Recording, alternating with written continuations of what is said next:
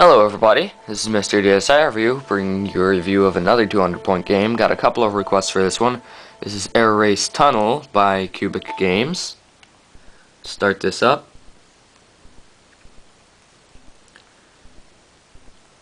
And credits. There we go. Loading. There are two methods of control for this game. You could use the stylus or the buttons. I personally prefer the buttons because that's just easier for me. And the idea is you have to navigate through a tunnel, of course, and in the beginning you have, I think you have this tunnel here, Tunnel Infinity, which goes forever. It's the most difficult tunnel. Then you have this one, which is the easiest tunnel, and it has two stages. And then there's this one, which is slightly more difficult and also has two stages. Once you beat one of those, you unlock the next one in line, and finally that stage over there.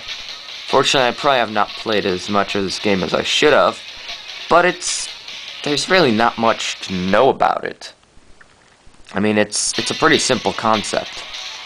So right there on the top screen is my airplane, and I set it so it's inverse. So if I press down, it goes up, and then of course, you can also move left and right.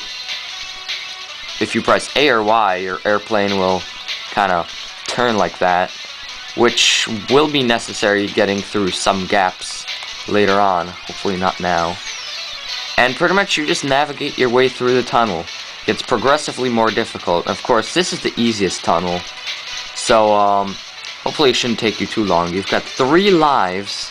If you crash into something, well, obviously you lose one, and you start at the beginning of the stage. So like here, after 50% of the tunnel, you pretty much get a checkpoint because you're on the second stage.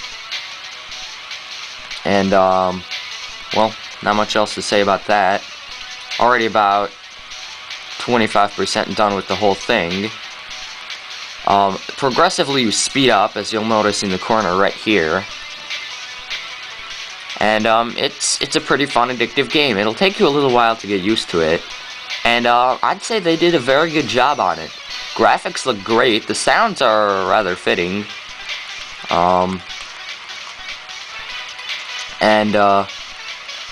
only real problem I have is sometimes, maybe that's just because I was a beginner then, like the first few times I played it, or maybe it is kind of that way, but it somewhat bothers me, like a little bit about the depth perception. I don't know what to call it. I guess it would be the depth perception.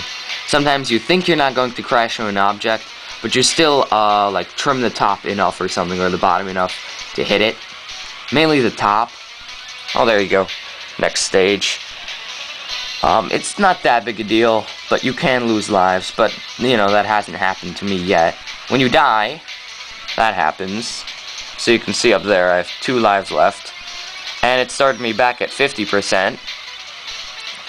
So, just, you know, going on with this. I wonder if I can beat it. Probably could.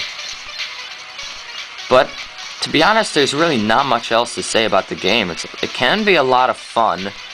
It'll be a bit frustrating, especially the first few times you play. You'll probably get a bit angry, especially on the harder courses. But, like I said, it's a good game. And for 200 points, this is one of the better games you'll find. Because there are some really good 200-point games. So I guess that's just about it for this review. If you liked it, please rate, comment, subscribe. And I will see you guys next time. Awesome, I beat it. Alright then. See you guys.